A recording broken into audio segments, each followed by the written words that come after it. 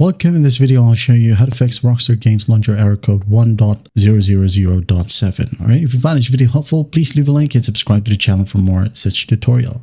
Now, first up, go ahead and go to the right panel right here. Right click on date and time and click on adjust date and time. Wait for it to load, and once it loads, select the correct region, set time zone automatically. If this one is grayed out, just select the correct time zone right here. Set time zone automatically, enable it. And then once that's done, click on sync now. All right, after that, close this one. Now we go on to find our file folder, just open it up. Okay, now go ahead and find local disk C. Now double click on users, double click on your username. And then in here, go and find documents, double click on it. Rockstar Games, double click, social club. Okay, right click and delete a social club. All right, and then once that's done, close this one. Now just go ahead and launch the Rockstar Games Launcher and everything should work perfectly fine now. But that is it.